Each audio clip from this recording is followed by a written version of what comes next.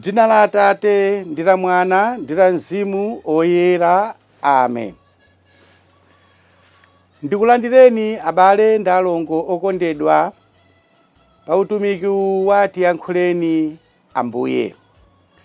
Lero pa 21 January 2024, tsiku lachiwiri pa mulungu wachiwiri pa chaka. Ndipo lero mpingo umalemekeza Aginesi Woyera amene anali m'malitiri. Tiwapempherere onse amene adadya dzina la Aginesi Woyera kuti asanzire chitsanzo chake. Ndipo mawu athu oyamba achokera mkalata ya kwa Hebri mutu 6 ndime 10 mpakana 20. Amene akutiwerengera mawu oyamba ndi Modesta Tom, wophunzira pa St. John's Girls Secondary School mu Diocese ya Mangochi. Salimo ndi 111 ndime 1 mpakana 2, nkuzalumpha 4 mpakana 5, nkuzalumpha 9 mpakana 10. Mthenga wabwino wa Ambuye athu Yesu Khristu monga adalembera Mariko, tutenga pa mutu 2 ndime 23 mpakana 28.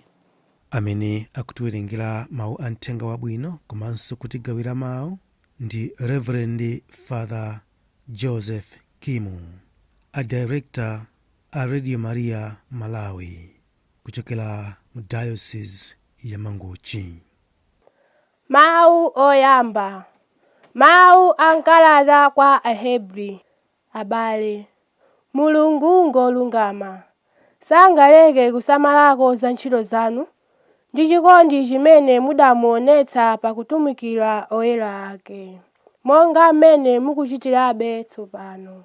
Tikufunitsitsa kuti aliyense mwa inu apitirire kuonetsa changu chomwechi mpaka potsiriza, kuti chiyembekezo chanu chifike pake penipeni. Sitifuna kuti mukhale aulesi, koma kuti mutsanzire anthu amene pakukhulupirira ndi pakupirira akulandira zimene Mulungu adalonjeza. Pamene Mulungu ankamulonjeza kanthu Abrahamu, adalumbira kuti, "Pali ine ndemwe Mulungune," adatero, popeza kuti panalibe wamkulu koposa mwini wakeyo amene akadamtchula polumbirapo. Ndiye Mulungu adati, "Ndithudi ndidzakudalitsa kwakukulu, ndipo ndidzachulukitsa kwambiri zidzukulu zako." N'chifukwa chake Abrahamu adayembekeza molimbikira nalandira zimene Mulungu adamulonjeza. Anthu amalumbira m'dzina la wina amene akuwaposa, ndipo lumbiro lotere lotsimikizira mawu limathetsa kutsutsana konse pakati pawo. Mulungu pofuna kuwatsimikizira anthu odzalandira zimene adalonjeza kuti Iye sangasinthe maganizo, adatsimikiza lonjezo lakelo pakulumbira. Motero pali zinthu ziwirizi: lonjezo ndi lumbiro, zimene sizingathe kusinthika, ndipo Mulungu sanganamirepo. Mwa zimenezi Mulungu adafuna kutilimbitsa mtima ife amene tidathawira kwa Iye, kuti tigwiritse chiyembekezo chimene adatiyikira pamaso pathu.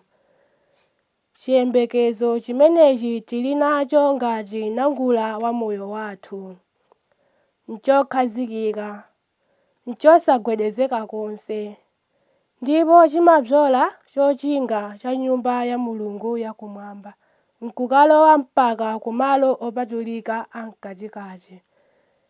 Yesu adatitsogolera kale nkulowamo chifukwa cha ife. Iye adasanduka mkulu wa ansembe onse wamuyaya. Unsembe wake onga uja wa Melkizedeki. Mawu a Ambuye. Tithokoze Mulungu. Ambuye akhale nanu. Akhalenso ndi mzimu wanu. Mawu amthenga woyera monga adalembera Marko. Ulemu kwa inu Ambuye. Marko mutu 2 ndime 23 mpakana 28. Pa tsiku lina la Sabata, Yesu ankadutsa m'minda ya tirigu. Akuyenda choncho, ophunzira ake adayamba kuthyolako ngala za tirigu nkumadya. Apo Afarisi adafunsa Yesu kuti, bwanji ophunzira anuwa akuchita zimene siziloledwa pa tsiku la Sabata? Iye adati, bwanji mukuchita ngati simudawerenge konse zimene adachita Davide pamene iye ndi anzake adazingwa nayo njala. Suja adalowa m'nyumba ya Mulungu pa nthawi imene Abiatara anali mkulu wa ansembe onse, nkukadya buledi woperekedwa kwa Mulungu. Chonsecho buledi ameneyo ngosaloledwa kuti wina aliyense nkumadya, kupatula ansembe okha, komanso adagawirako anzake aja amene adali naye. Tsono Yesu popitirira mawu adawuza Afarisiwo kuti Mulungu adayika tsiku la Sabata kuti likhale lothandiza anthu. Sadalenge anthu kuti akhale akapolo a tsiku la Sabata. Ayi. Choncho Mwana wa Munthu ali ndi ulamuliro wonse pa zokhudza tsiku la Sabata. Mthenga wa Ambuye. Ulemu kwa inu Ambuye Yesu Khristu. Abale ndi alongo okondedwa, mawu oyamba amene tawerenga kuchokera mkalata ya kwa Hebri, pali mawu amene angathe kutithandiza ifeyo mwina kusintha kachitidwe kathu ka zinthu pa moyo wathu wa Chikhristu. Ndiwerenge mawu amenewa. Ndi mawu ndithu achilimbikitso, komanso pambali ina ndi mawu achizunzulo. Tikufunitsitsa kuti aliyense mwa inu apitirire kuonetsa changu chomwechi mpaka potsiriza, kuti chiyembekezo chanu chifike pake penipeni. Sitifuna kuti mukhale aulesi, koma kuti mutsanzire anthu amene pakukhulupirira ndi pakupirira akulandira zimene Mulungu adalonjeza. Mawu awiri amphamvu amene ifeyo tiyenera kuatola ndi kuameza bwinobwino kuti alowe ndithu mu mtima mwathu, ndi mawu onena kuti tisachite ulesi, tipitirire kukhala ndi chiyembekezo, ndiponso tikhale anthu achikhulupiriro ndi opirira. Ndikutsindika mawu amene wawo chifukwa chani?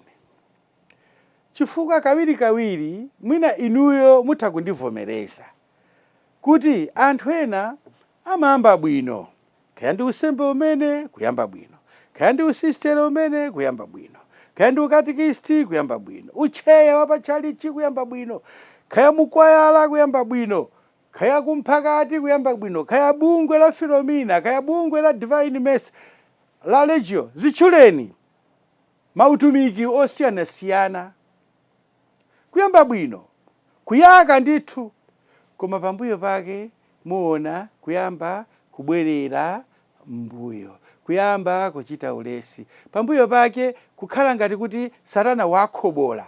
Anthunso nkumadabwa, aja amapita kumisa tsiku ndi tsiku aja, ndi la Mulungu lomwe sakupita. Ndiye mawu awa ndawerengeso. Mawu awa atilimbikitse kuti tisamatope nsanga ndi za Mulungu. Ine ndimakonda mawu amene Papa Francisco adanena nthawi ina pa ulaliki wake, kuti ife akhristu sitimachedwa kutopa. Ife akhristu sitimachedwa kutopa. Ife akhristu timatopa nsanga ndi za Mulungu. Kutopatu nsanga ndi za Mulungu. Koma mwayi wake Mulungu samatopa nafe nsanga. Mwayi wake ndi umenewu. Ndiwerengeso apa. Tikufunitsitsa kuti aliyense mwa inu apitirire kuonetsa changu chomwechi mpaka potsiriza, kuti chiyembekezo chanu chifike pake penipeni.